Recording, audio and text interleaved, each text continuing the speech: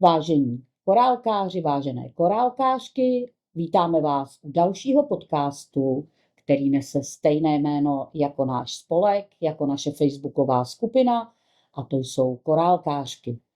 Děkujeme vám, že nezapomenete dát odběr našemu kanálu. Pokud se vám bude rozhovor líbit, tak i like a nějaký komentář. Vítá vás Jája, Hanka. A je mou milou povinností představit našeho hosta, kterým je Helenka Zdeňková. Ahoj. Ahoj. Helena je vydavatelka časopisu Korálky a proto jsme si ji především pozvali, ale také působíš v rádiu, reklamní manažer, by se dalo říct, zpíváš s kapelou. Když se tě někdo zeptá, co jsi, tak co první odpovíš? Tak asi... Co děláš? Vlastně v podstatě tím základem je asi, že jsem mediální konzultant pro reklamu. Nejenom rozhlasovou, ale i online reklamu. A dělám to vlastně už takových víc než 20 let, takže to je asi ten základ, protože to je věc, která mě živí. Ano. A co bylo vlastně tím impulzem? Co tě přivedlo k tomu časopisu, když teda je ta dlouholetá zkušenost v těch médiích, tak co tě přivedlo k tomu časopisu? Tak ta cesta tam asi byla delší. Možná prvotně to byla paní družinářka v družině, která mě učila veškeré možné techniky, to znamená háčkování, práci s moduritem, všechny ty papírové řetězy a tyhle věci. A tím vlastně ve mně vzbudila tu lásku k ručním pracem. U nás doma taky se korálkovalo, pletlo, háčkovalo, takže máma motala vždycky něco u televize. Úplně si nevzpomínám, že by někdy něco domotala. To zase jako, mám spoustu rozpletených svetrů, teď se mi to nabízela, když je v nemocnici, jestli to nechce dodělat a nechce. Takže tam nevím. Pak vlastně takové moje první setkání nebylo s časopisem, nevím už, jestli už v té době fungoval, ale vždycky jsem měla chuť udělat si vlastní šperk a hodně se mi líbilo stříbro. A tenkrát jsem zahlídla v televizi Šárku Jiřičnou, která časopis vydávala, možná s ním začala později, to nevím, ale v tu dobu jsem vozila ACS hmotu stříbrnou, ze které se vlastně modelovalo jako z moduritu, pak se to vypalovalo a tak. Takže mým snem bylo udělat si prostě konkrétní šperk z té stříbrné hmoty. Takže tak jsem vlastně já seznámila s ní a začala k ní chodit na kurzy. Vždycky, když byla nějaká lepší výplata, tak jsem si vyhlídla kurz za odměnu, protože, jak je známo, tak obchodní zástupci pracují na provize, takže vždycky, když to bylo jako lepší, tak jsem si vyrazila na drátování, na Tiffany vitráže a vlastně jsem si tam prošla spoustu těch technik, nejenom korálky, a vyzkoušela jsem si všechny, takže jsem začala hodně s tím stříbrem, pak i Tiffany vitrážema, proto tady mám toho motýla. Nicméně to je technika, která mě hodně baví, ale je náročná na materiál, na prostor, takže když už se to jednou vyndá, tak je potřeba, aby vlastně se té práce udělalo trošičku víc, protože není možný s tím pracovat moc dlouho doma a je to věc náročnější na nástroje a podobně. Takže od toho vlastně, co se týče těch vitráží, tak jsem odběhla k drátování, protože mě v rámci těch kurzů oslovila hodně práce Lubomíra Dunaje, který vydal i velkou knihu drátování. A pak jsem začala v tom drátování trošičku si hrát s korálkama, s kraslicema, ale nicméně pořád tam bylo to napojení na Šárku. A v té době už vydávala časopis a já jsem vlastně byla odběratelem, takže sama mám časopis od prvních čísel. A k tomu vlastně vlastnictví došlo z toho důvodu, že kromě toho, že, jak si říkala, zpívám a tancuju a dělám spoustu jiných věcí, tak jsem taky vždycky hodně psala. A takže tam v tom časopise se vlastně snoubí ty ruční práce, i ta reklama, i vlastně ta redaktorská činnost, protože to mě taky vždycky bavilo. Z tohoto důvodu vlastně jsem se toho časopisu ujala ve chvíli, kdy původní vydavatelka už měla přeci jenom trošičku potíže po covidu, kdy musela uzavřít svoji korálkárnu a asi i v tom hrál nějaký pocit vyhoření, by se vlastně chtěla pustit trošičku jinou cestou a mě bylo líto, že ten časopis by zanikl. Tak. A můžu se zeptat, jak ti pomohly zkušenosti z rádia, z médií při komunikaci s korálkama nebo vůbec s časopisem Korálky? Určitě mi pomáhá to, že jsem zvyklá telefonovat a jednat s lidmi. To funguje. A pak i ta cesta, že člověk ví, jakou cestou v té propagaci by se měl vydat. Ale to neznamená, že je ta možnost vždycky udělat to dobře, protože tahle ta média jsou přece jenom poměrně nízkorozpočtová, takže k tomu, aby člověk dokázal tu propagaci časopisu uchopit a využít to všechno, co umí, tak by potřeboval mít za sebou trošičku větší kapitál a ten se bohužel vydávání časopisu nenazbírá. A jak jsi říkala, sama drátuješ, co tě na tom nejvíc fascinuje, nebo co ti to dává, případně jako bere? No, nebere mi to asi nic, kromě prostoru v kabelce a zavazadle, když chci někam letět. Ale mě zrovna to drátování dává hodně, protože je tam ta veliká svoboda, že člověk má, sice potřebuje ty kleště aspoň 3, ale má tu možnost udělat vlastně cokoliv. To znamená vzít si materiál, zpracovat ho po svém, ten materiál nemusí mít dírku, nemusí to být zrovna korálek, pěkný, prostě upravený, může to být kamínek na pláži, může to být úplně cokoliv, co člověk najde, anebo si hrát třeba jenom s tím drátem a navíc je schopen si vyrobit komponenty, nemusí si je schánět nikde, pokud chce mít ručně dělané komponenty. A potom má ty kleště po ruce, to znamená, že vždycky je schopen i kdekoliv jinde v životě cokoliv spojit nebo rozpojit a přištípnout. Případně opravit. Takže už jsem ty kleště využila 1000krát na něco i úplně jiného, než na to drátování. Ale vlastně ten drát je prostě materiál, z kterého se dá udělat téměř něco. A vidíme teda, že my zase natáčíme v ateliéru Monsterans Aničky Benešové v Mystíkově ulici v Praze. A vidíte teda, že i Helenka je drátenice, i když je majitelkou časopisu Korálky a můžete tady vidět, že nám přinesla ukázat něco ze své tvorby, že jsou to nejen korálky, ale že jsou to drátky i korálky a jak říká sama teda, dá se odrátovat cokoliv.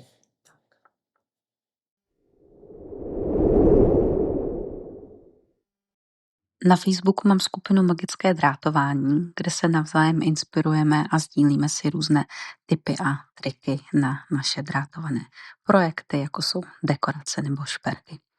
Jestli tě to zaujalo, tak se můžeš mezi nás přidat. A je nějaký typ korálků, s kterým nejradši pracuješ třeba?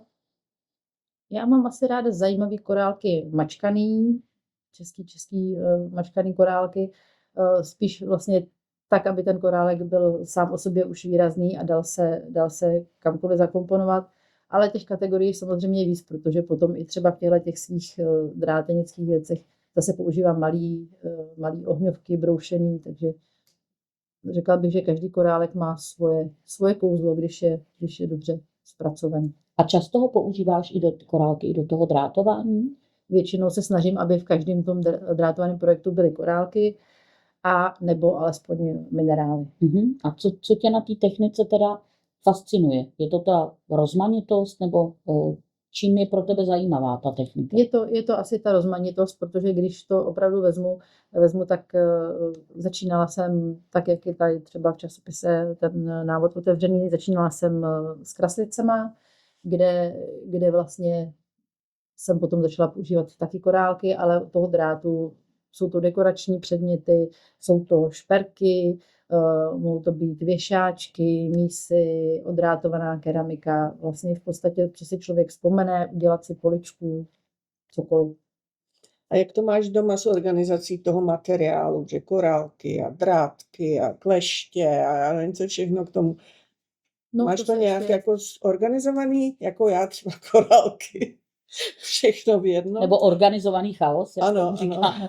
Já mám trošku korálky, mám rozdělený podle firem. Takový 2-3 základní hromady. a pytle. Mám takovou velmi ošklivou skříň, kterou mi můj přítel vnutil do ložnice, s tím, že tam je jako zatím uskladněná a pak říkal, že to je vlastně na ty moje korálky, takže to je taková zelená skříň z nějakého skladu. To jsem vždycky chtěla mít v novém bytě, v novém stavbě.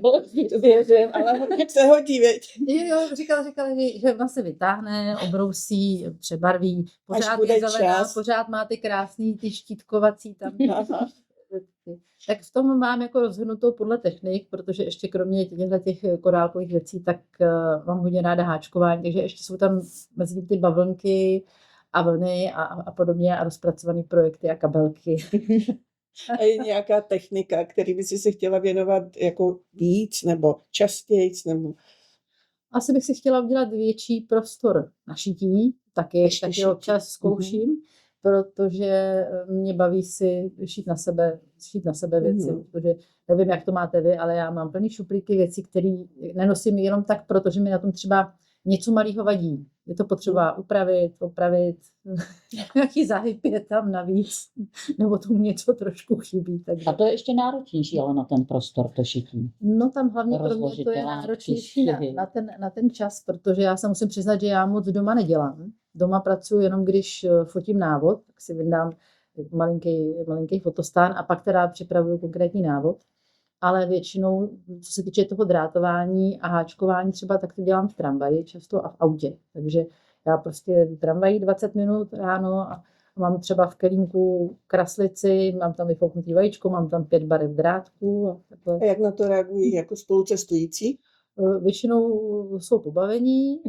Jako ptají se třeba. Nebo se i ptají. Co to dělá? Tak, jednou se mi povedlo si skoro na koneční přisednout do tramvaje, kde už seděla paní a háčkovala šátek. Tak jsem na ní tak koukala, smála jsem se, ona tak koukala na mě, jakože jsem si všimla, tak jsem si sedla vedle ní a vytáhla jsem si svůj šátek. Takže jsme pak byli taková háčkovací tramvaj. Měli jste společné téma. Tak. A když se vrátíme zpátky k časopise, představ nám ho, co v každém díle třeba ty čtenářky mohou najít. Proč bych si ho měla chtít předplatit? Tak co se týče předplatného, tak ta první důležitá věc, že přijde do schránky, protože není úplně na každý PNSC a ne dobře se schání. Co se týče obsahu, tak se snažíme, aby tam byly techniky rozmanité, aby tam ale v každé té technice nějakým způsobem, pokud možno, figurovaly korálky, když už teda se bavíme o tom, že se časopis jmenuje Korálky a je to taková jako jeho signifikantní věc. A taky, aby tam byly věci něco málo pro začátečníky, něco málo pro ty, co jsou zruční a něco pro ty, co už samozřejmě jsou na té cestě trošku díl, protože je pravda, že pak už některé ty korálkářky nebo když už se člověk někam dál dopracuje, tak už si hledá třeba vlastní cestu, už se mu nechce všít podle návodů, ale vlastně tvoří si svoje věci. Takže asi teď hlavně naším úkolem je, aby ten časopis co nejdýl bavil co nejširší spektrum těch čtenářů a hlavně, aby nacházel nové čtenáře. Říkala jsi, že je to určené jak pro začátečníky, tak pro pokročilý. A jak je vůbec těžký dostat ten časopis k těm čtenářkám, možná i ke čtenářům, protože i muži tvoří. Je lepší tištěná forma nebo online forma?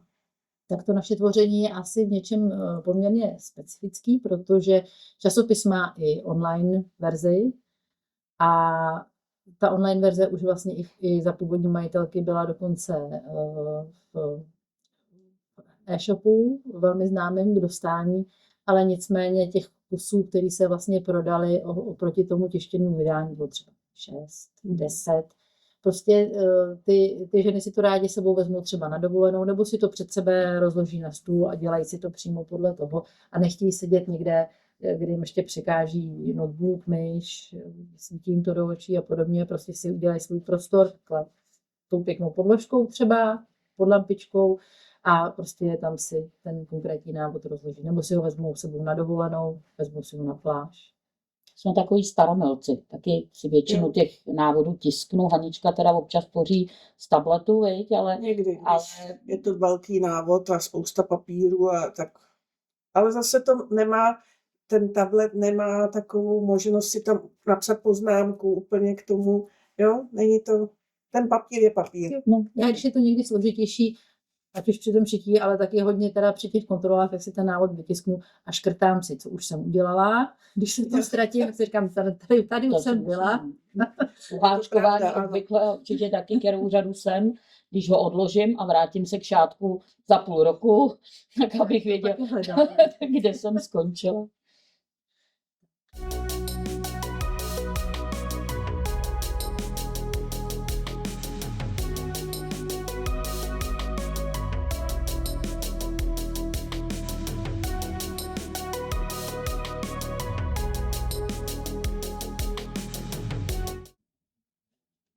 Takže tu budoucnost vidíš spíš teda stále v tom tištěném, té tištěné podobě, než v tom digitálu?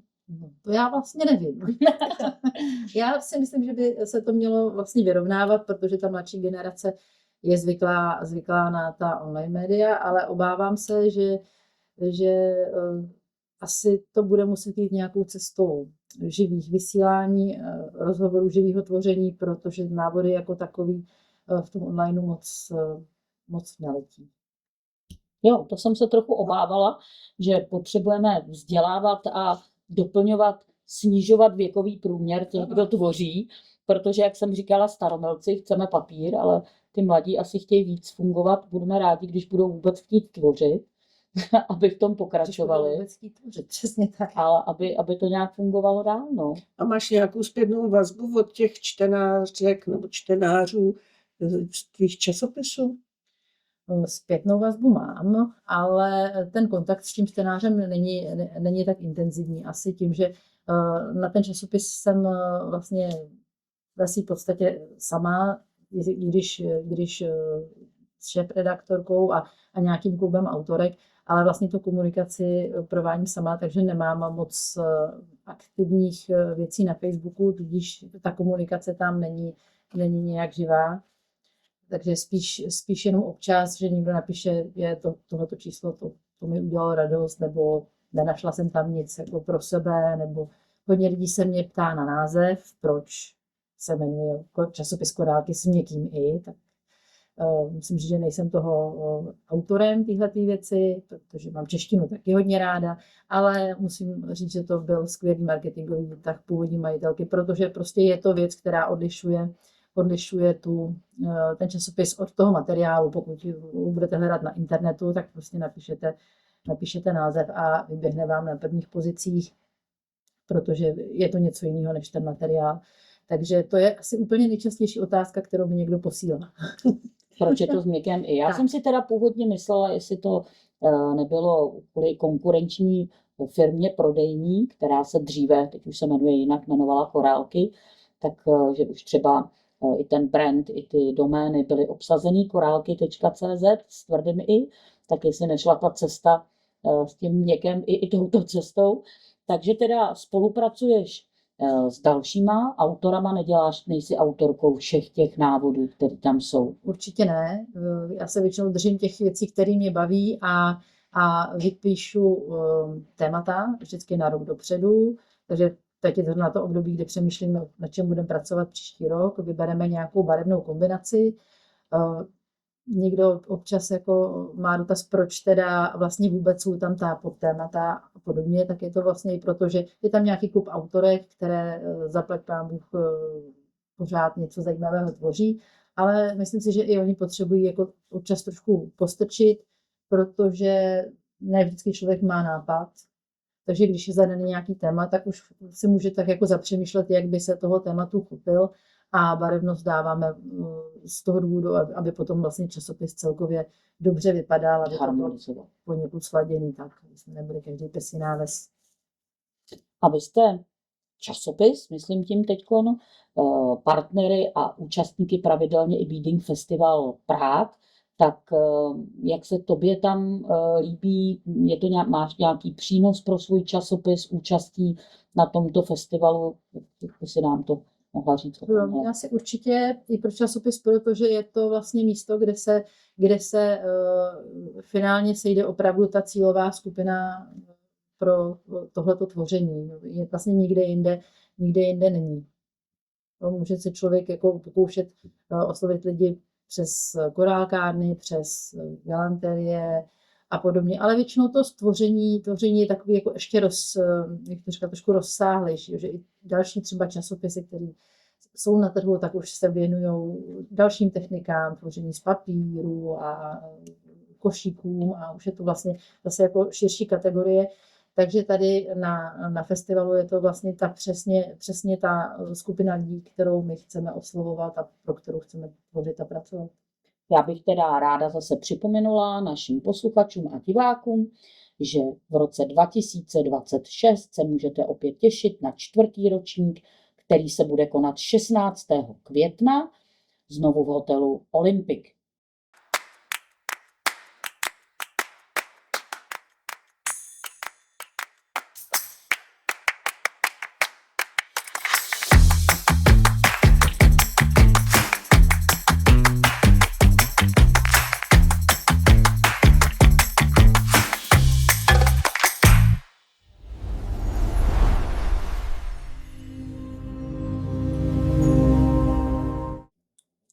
Já se chci zeptat, máš nějaký silný zážitek, který máš spojený s Beading Festivalem?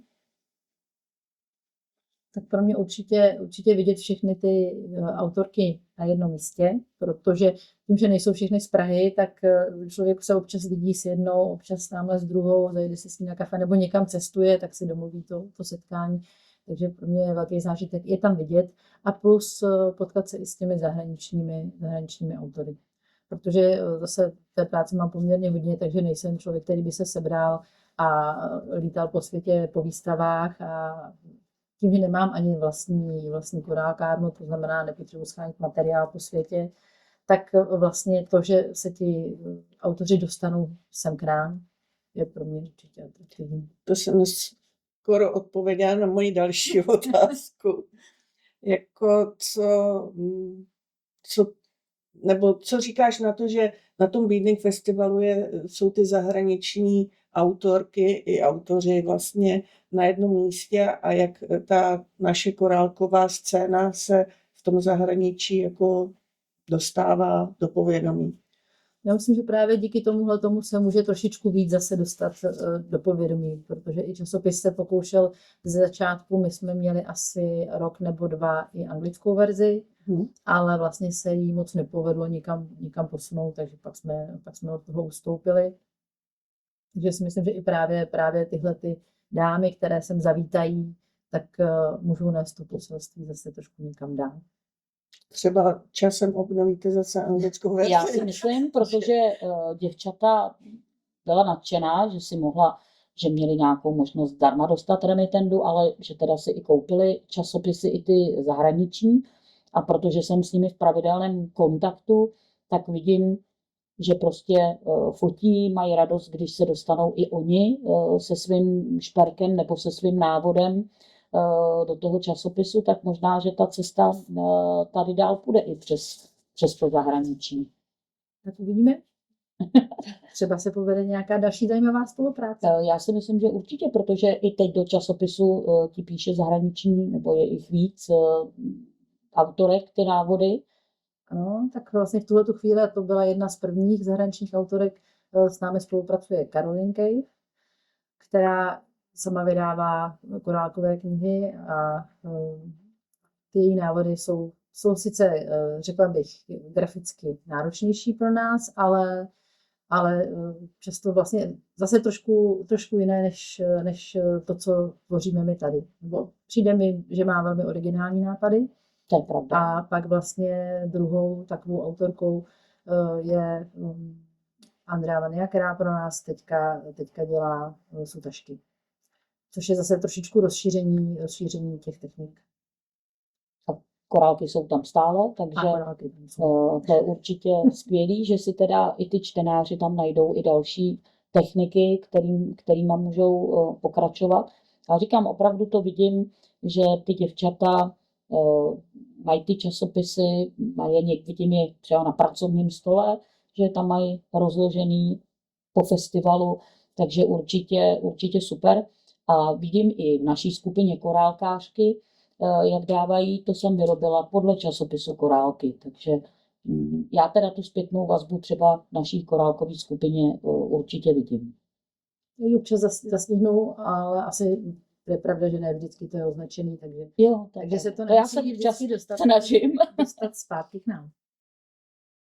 Moc děkujeme za vaše komentáře pod minulým videem. Připomínáme, že pro účast v losování je potřeba nejen zanechat komentář, ale také být odběratelem kanálu. Teď je čas vybrat vítězný komentář.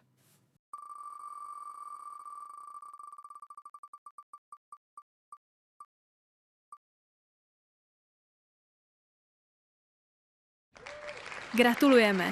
Ozvi se nám prosím na e-mail. Díky všem za podporu a že jste s námi. No a teď se dostaneme i k té tvojí mediální části. Začneme s tím, že zpíváš s kapelou, tak jak to je? Tak ono to všechno vychází z těch mých koníčků, když jsem byla malá. Moje babička vždycky říkala, ty děláš všechno a nic pořádně. Tak trochu měla pravdu, protože možná, kdybych něco z toho dělala pořádně, tak jsem mohla něčeho dosáhnout. Ale vlastně jsem za to vděčná, protože jak člověk jako stárne, některé ty věci musí opouštět, tak si říkám, že mi vždycky něco zbyde. A když jsem měla rodinu a měla jsem malýho kluka, tak na muziku určitě nebyl čas a nemohla jsem se nikde toulat po večerech a podobně. Takže dneska vlastně se můžu vrátit k muzice, kterou jsem dělala předtím, než jsem měla rodinu. A jak se jmenuje kapela, se kterou zpíváš? Kapela se jmenuje Fram a v tuhletu chvíli vlastně je to kapela, která hraje blues, swing, folk, pop, spíš takový ty starší pecky. A je to kavárenská. A kde teda vás můžeme třeba slyšet? Kam si vás můžeme přijít poslechnout? Dokud je hezky, teď v létě hráváme na Malé Straně a pak až když už teda přestane ta sezona toho zahrádkového hraní, tak je lepší se podívat vždycky na stránky, na kterých je Fram velkým písmem a hráváme každou neděli pravidelně, takže kdo chce, může přijít. Vždycky se počítá s tím, že se hraje v neděli. No a v tu zimu je to takový, že se v neděli ráno napíše, kde se hraje. Takže hráváme naproti České televizi, tam je restaurace Zahrádky Děkanka a nebo v Braníku, v Branickém baru Polovna, podle situace. A co má společného zpěv, hudba s korálkováním? Je to jiný způsob relaxu? Nebo? Je to jiný způsob relaxu a tvoření a tam je asi důležitá i ta souhra těch muzikantů. Protože to korálkování to si každý dělá sám, vlastně si uteče do svého světa a tvoří si tam tu fantazii. V té kapele už je to takový trošku, že vlastně ne všechny písničky, které si vyberete, že si chcete zaspívat, tak vám všichni odkejvou. Ale pak je prostě ta ohromná euforie, když se hraje s dobrými muzikanty, že opravdu stačí, protože to jsou melodie staré a známé, takže opravdu stačí, když se začne hrát ten muzikant, když je to už dobrý muzikant, tak si to prostě poslechne a v druhé sloce už je schopen pomalu hrát s vámi a ve třetí sloce si zahraje solo a je tam prostě a je to všechno dobře. Jo. Takže jsem ráda za takovouhle partu lidí, která funguje už třeba 10-12 let a má na sebe nabalenou spoustu i dalších muzikantů, takže vlastně neskoušíme, tím, že hrajeme každý týden. Tak jsou to zkoušky na život. Takže když pak je nějaká akce důležitější, tak prostě se jenom řekne, kdo jde a odehraje se. A hraješ i na nějaký hudební nástroj, nebo jenom zpíváš? Jenom sebeobranu. já jsem hrávala kdysi na kytaru, ale vlastně ve chvíli, kdy jsem nastoupila do rádia, pochopila jsem, že je kolem mě spousta výborných muzikantů, z nich každý prostě hraje profesionálně, takže jako tu kytaru mám hodně rychle schovat do futrálu. Takže držím rytmiku, zpívám a nechám to na těch šikovnějších. Ty působíš teda v Radio House jako key account manažer. Pomohlo ti to nějak, to působení s tím časopisem Korálky? S marketingem. Nebo jako distribuce, nebo prostě vůbec? Asi to, co už jsem trošku říkala, pomohlo a pomohlo by, možná i víc, ale musím říct, že ta práce je poměrně náročná. Co mi to určitě přidalo, že člověk ví něco o tom, jaká četnost reklamy by měla být, kterým směrem, jak pracovat s cílovou skupinou a tak dále, to určitě. Ano, navíc nedělám jenom rozhlasovou reklamu, ale i online reklamu, ale pro ten časopis bych asi potřebovala víc času, jak se říká, kovářova kobyla chodí bosa, takže tím, že se snažím spíš fungovat v tom svém hlavním povolání, tak ten čas na to, abych vlastně se věnovala tomu vyzískávání těch partnerů a těch reklam pro časopis, není tolik. A kdybys měla možnost ještě někdy moderovat v rádiu, šla bys? To bych asi určitě šla, protože to je právě, když jsem si dělala i moderátorskou školu a měla jsem podobnou ambici, ale zatím proto ta vhodná situace nebyla, takže nikdy nevíš. A reklamě a marketingu okolo toho se věnuješ také proto, abys vydělala peníze a mohla dotovat ten časopis. Tak to taky trochu je, ano. Přesně tak. Že ono se to vlastně nezdá, ale ne všechna ta vydání se vždycky prodají. Je to tak, že vlastně časopis odejde předplatitelům, další část na stánky a poté se vrátí ta remitenda, která zaplať pámu u tohohle časopisu je vlastně svým způsobem stále prodejná, protože prostě to není časově ničím limitovaný. Limitovaný to je jenom velikostí skladu a bytů. takže jako v tomhletom to svý limity rozhodně má. Ale tam prostě pak je otázka vždycky, jak jsme říkali, těch financí, nebo toho, že je to spíš jako dotovaná záležitost nebo záležitost, která prostě vychází 0 od 0. Samozřejmě, že ty ženy, které si kupují ten časopis, a většinou jsou to ženy, tak jsou to ty běžné ženy většinou 30+, ale spíš 50, 60 a už taky koukají trošičku na tu cenu toho časopisu, takže vždycky ta cenová politika tady je taková ožehavá. No, protože ten časopis by samozřejmě vzhledem k nákladu na jeho výrobu měl být mnohem vyšší cenu, ale pak zase nebude prodejný. Je to tak. Vždycky říkám, že každá z těch korákářek nebo každá ta žena, co tvoří, tak je schopná si koupit jeden návod úplně bez problémů za 100-150 korun.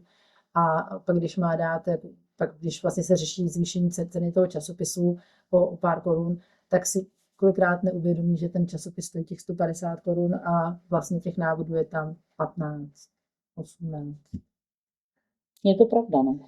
Je zatím velká práce klubu těch autorek. Jsem moc ráda, že vlastně jsem mohla ho převzít i se spoustou lidí, kteří pro něj pracují. To znamená, dejme tomu 8 až 10 autorek, které chystají návody pro každé vydání, plus kolegyně Šárku Dvořákovou, která je autorkou, šéfredaktorkou a vlastně nějakým způsobem taky koriguje obsah toho časopisu. Grafičkou. V podstatě ten časopis jsem dostala krásně za chodu a jsem ráda, že se ho povedlo držet.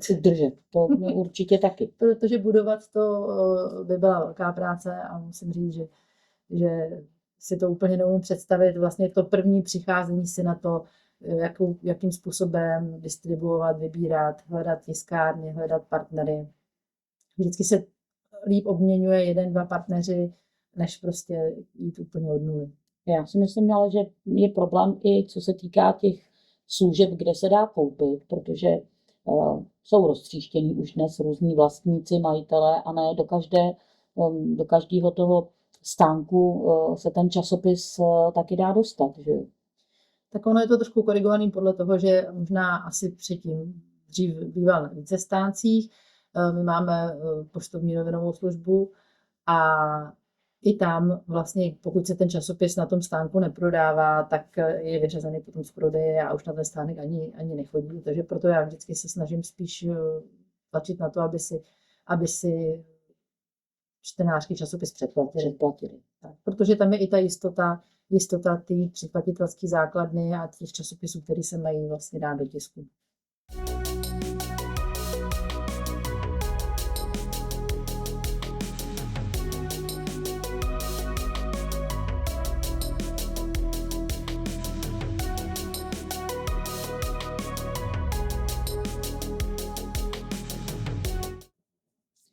No a kdyby si měla neomezené možnosti, peníze, čas, tým, do jakého projektu by si se pustila?